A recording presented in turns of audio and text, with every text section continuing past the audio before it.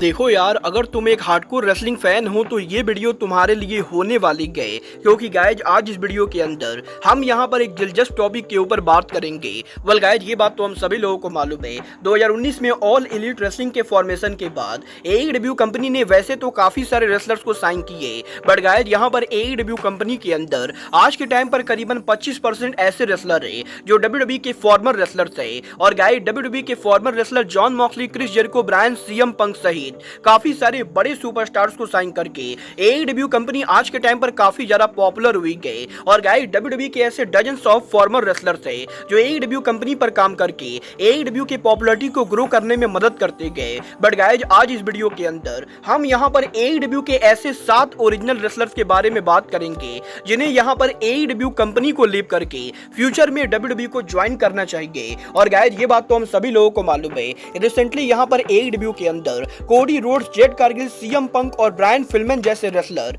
AEW company से WWE के अंदर गए। बट गाइज इस वीडियो के अंदर हम यहां पर जिन 7 रेसलर्स के बारे में बात करेंगे वो रेसलर एईडब्ल्यू के तो रेसलर है, बट ये रेसलर डब्ल्यूडब्ल्यूई के फॉर्मर रेसलर्स नहीं गए। और बेसिकली इस वीडियो के अंदर ना तो मैं मीरो का नाम लेने वाला हूं, ना ही मलाकाई ब्लैक या जॉन मॉक्सली का नाम लेने वाला हूं, क्योंकि ये सभी ऑलरेडी डब्ल्यूडब्ल्यूई के ऊपर काम कर चुके गए। बट गाइज इस वीडियो के अंदर हम यहां पर 7 ऐसे रेसलर्स की बात करेंगे जिनको कभी भी डब्ल्यूडब्ल्यूई के अंदर कॉन्ट्रैक्ट में काम करने का मौका नहीं मिला, और अगर वहां पर उन्हें मौका मिलता है तो उन्हें यहां पर एईडब्ल्यू को लीव करके डब्ल्यूडब्ल्यूई को डेफिनेटली ज्वाइन करना चाहिए। तो गाइज इसीलिए अगर आपको जानना है कि आखिर वहां पर ये कौन से 7 नॉन डब्ल्यूडब्ल्यूई रेसलर्स हैं जिनको एईडब्ल्यू को लीव करके डब्ल्यूडब्ल्यूई को ज्वाइन करना चाहिए, तो इस वीडियो को एंड तक जरूर देखना। वेल गाइज बात करें अगर यहां पर इन रेसलर्स की, तो गाइस सबसे पहले जो रेसलर एईडब्ल्यू कंपनी को लीव करके डब्ल्यूडब्ल्यूई को ज्वाइन करना चाहिए वो यहाँ पर लुचासोरस होंगे। वेल गाइस ये बात तो हम सभी लोगों को मालूम है कि लुचासोरस का कैरेक्टर एक मॉन्स्टर का कैरेक्टर है। और गाइस यहाँ पर लुचासोरस के मॉन्स्टर कैरेक्टर होने के बाद भी वो यहाँ पर जब से एईडब्ल्यू पर काम कर रहे गए तब से वो एईडब्ल्यू में किसी न किसी के साइड चिक बनकर काम करते गए। और जहाँ पहले वो जंगल बॉय के साइड चिक हुआ करते थे वहीं अब क्रिश्चियन केज के साइड चिक है। बट गाइस यहाँ पर डेफिनेटली लुचासोरस वो रेसलर है जो अगर एईडब्ल्यू को लीव करके डब्ल्यूडब्ल्यूई के ऊपर जाता है तो शायद डब्ल्यूडब्ल्यूई के अंदर उसे यहां पर काफी बड़ा स्टार बनाया जा सकता है, क्योंकि गाइस लुचासोरस के मॉन्स्टर कैरेक्टर की वजह से वो यहां पर केन की तरह एक बड़े सुपरस्टार बन सकते गए। और क्योंकि लुचासोरस के पास एक बढ़िया कैरेक्टर और हाइट और बॉडी गए तो गाइस लुचासोरस वो परफेक्ट रेसलर होंगे जो डब्ल्यूडब्ल्यूई के अगले केन या अगले मिक फ्लोली बनेंगे। और गाइस इसीलिए लुचासोरस वो रेसलर होना चाहिए जो ऑल एलीट रेसलिंग को लीव करके फ्यूचर में डब्ल्यूडब्ल्यूई कंपनी को ज्वाइन करे। बट गाइस लुचासोरस के बाद जो अगला नाम एईडब्ल्यू को लीव करके डब्ल्यूडब्ल्यूई को ज्वाइन करना चाहिए वो यहाँ पर मरिया में होंगी। वेल गाइस वैसे तो मरिया में ने हाल फिलहाल में एईडब्ल्यू को ज्वाइन किया है और वो यहाँ पर एईडब्ल्यू के मेन स्ट्रीम स्टोरी लाइन पर भी काम कर रहे गए। बट गाइस डेफिनेटली मरिया में वो रेसलर हो सकती गए जो अगर डब्ल्यूडब्ल्यूई को ज्वाइन करती गए तो एईडब्ल्यू के मुकाबले उन्हें बड़ा सुपरस्टार और ज्यादा पॉपुलैरिटी मिलेगी, क्योंकि गाइस यहाँ पर डब्ल्यूडब्ल्यूई के अंदर फीमेल्स की रेसलिंग से ज्यादा उनकी ब्यूटी को देखा जाता है। और क्योंकि मरिया में एक बहुत ही ब्यूटीफुल रेसलर है तो गाइज इसीलिए मरिया में अगर डब्ल्यूडब्ल्यूई के ऊपर जाती गए तो उन्हें यहाँ पर कंपनी के अंदर मेजर पुश मिल सकता है। और गाइज क्योंकि मरिया में के पास अच्छा खासा रेसलिंग बैकग्राउंड है तो गाइज डेफिनेटली डब्ल्यूडब्ल्यूई वो कंपनी हो सकती गए जहां पर वो अगली नेक्स्ट बिग सुपरस्टार बने। और गाइज इसीलिए फ्यूचर के अंदर मरिया में को एईडब्ल्यू को लीव करके डब्ल्यूडब्ल्यूई को ज्वाइन करना चाहिए। बट गाइज यहाँ पर मरिया में के बाद जो अगला नाम एईडब्ल्यू को लीव करके डब्ल्यूडब्ल्यूई को ज्वाइन करना चाहिए वो यहाँ पर ब्रायन केज होंगे। वेल गाइज ब्रायन केज एक ऐसा रेसलर है जिसे डब्ल्यूडब्ल्यूई के अंदर कभी भी काम करने का मौका नहीं मिला। बट गाइस जिस तरीके की ब्रायन केज की बॉडी और ब्रायन केज की हाइट लैंग्वेज है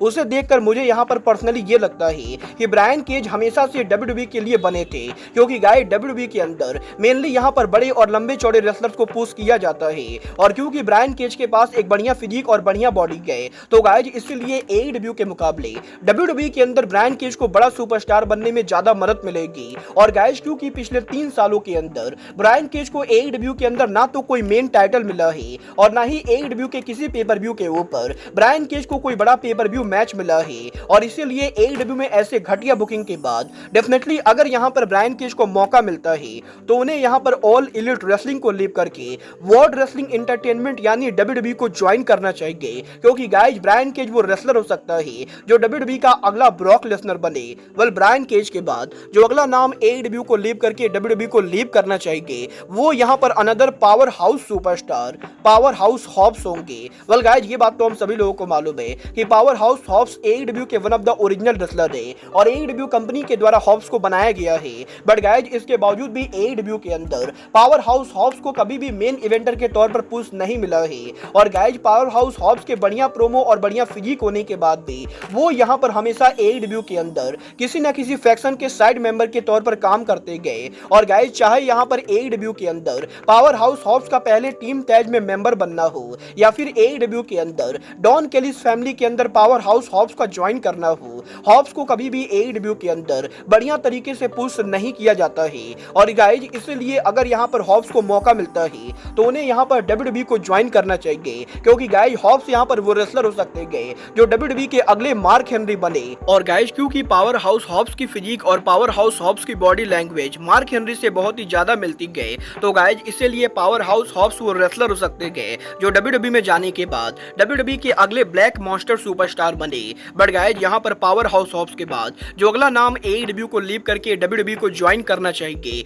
वो यहाँ पर स्विच ब्लेड जे वाइट होंगे। वेल गाइज वैसे तो जे वाइट ने जब AEW को ज्वाइन किया था तो उस समय जे वाइट की काफी ज्यादा हाइप थी और गाइज AEW कंपनी के अंदर जे वाइट को अगला बड़ा मेन इवेंटर कहा जा रहा था। बट गाइज जिस तरीके से AEW के अंदर जे वाइट को AEW कंपनी के द्वारा बुक किया गया है वो चीज यहाँ पर काफी ज्यादा डिसअपॉइंटिंग है। और जो बंदा जापान के अंदर नंबर 1 रेसलर बनकर बैठा हुआ था उसे यहाँ पर टोनी खान ने AEW के अंदर ट्रियोस डिवीजन के अंदर डाल रखा है। और गाइज इसीलिए अगर यहाँ पर जे वाइट को मौका मिलता है तो जे वाइट को AEW कंपनी को लीव करके वर्ल्ड रेसलिंग एंटरटेनमेंट यानी WWE को ज्वाइन करना चाहिए, क्योंकि गाइज जे वाइट के पास हर वो चीज है जो उन्हें WWE के अंदर सेथ रॉलिंस या अगला रोमन रेंस बनाए। और गाइज यहाँ पर जे वाइट के पास बढ़िया प्रोमो स्किल के साथ साथ बढ़िया बॉडी और बढ़िया रेसलिंग स्किल है। और गाइज जे वाइट डेफिनेटली वो रेसलर हो सकते गए जो शायद यहाँ पर WWE पर जाने के बाद WWE के अंदर AEW के मुकाबले बड़े सुपरस्टार बने और उन्हें यहाँ पर WWE पर मेन इवेंटर बनने का मौका भी मिले।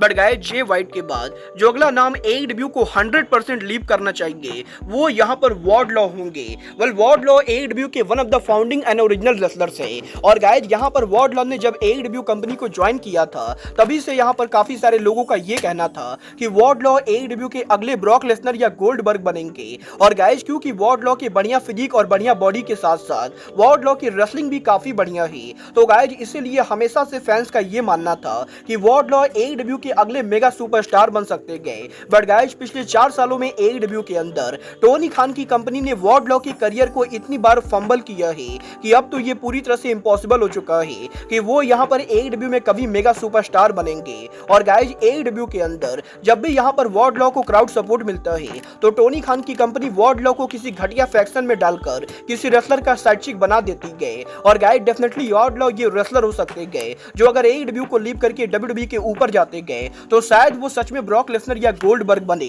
क्योंकि गाइज WWE वो कंपनी गए जो वार्डलॉ के करियर को एक बढ़िया पुश दे सकती गए। और गाइज क्योंकि वार्डलॉ के रेसलर्स को WWE के अंदर बढ़िया तरीके से बुक किया जाता है तो गाइज इसीलिए वार्डलॉ के बढ़िया फिजिक की वजह से वो WWE के अंदर मेन इवेंटर बन सकते गए। वेल गाइज वार्डलॉ के बाद जो फाइनल नाम AEW को लीव करके WWE को ज्वाइन करना चाहिए वो यहाँ पर AEW के एब्सोल्यूट रिकी स्टार्क होंगे। वल्गार बात करें यहाँ पर रिकी स्टार्क की तो गाइज डेफिनेटली रिकी स्टार्क वो रेसलर है जो AEW कंपनी के द्वारा आज के टाइम पर वर्ल्ड वाइड पॉपुलर किए गए। बट गाइज यहाँ पर इस बात में कोई भी शक नहीं गए कि रिकी स्टार्क के अंदर जितना कैलिबर है उसके मुकाबले टोनी खान की कंपनी रिकी स्टार्क को अंडर यूटिलाइज करती गए, क्योंकि गाइज रिकी स्टार्क वो रेसलर है जिसके बढ़िया फिजिक के साथ साथ उसके पास एक बढ़िया प्रोमो स्किल है। और गाइज काफी बार इंटरनेट के ऊपर लोग यहाँ पर रिकी स्टार्क को अगला रॉक कॉल आउट करते गए। और गाइज यहाँ पर काफी सारे लोगों का ये मानना है कि रिकी स्टार्क किसी भी कंपनी पर जाकर मेन इवेंटर बनने का पोटेंशियल रखते गए। बट गाइज इसके बावजूद भी AEW के अंदर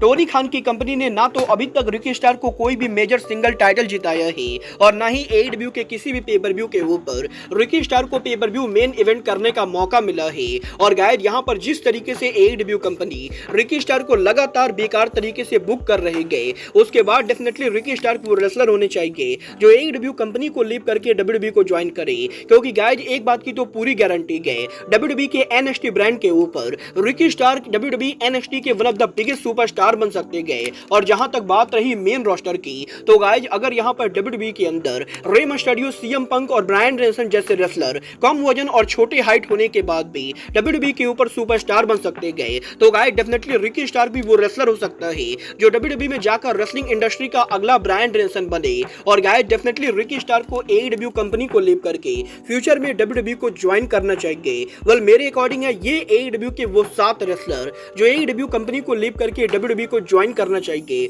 बट गाइस आपको क्या लगता है इन 7 के अलावा AEW के वो कौन कौन से रेसलर्स हैं जिन्होंने WWE के ऊपर कभी भी काम नहीं किया है बट उन्हें यहाँ पर WWE को ज्वाइन करना चाहिए? वेल आप लोग मुझे कमेंट करके बताइए। बट गाइस फिलहाल के लिए आज के इस वीडियो में बस इतना ही। मैं मिलता हूँ आपसे अपने अगले वीडियो में। बट गाइस तब तक के लिए goodbye, good night and bang.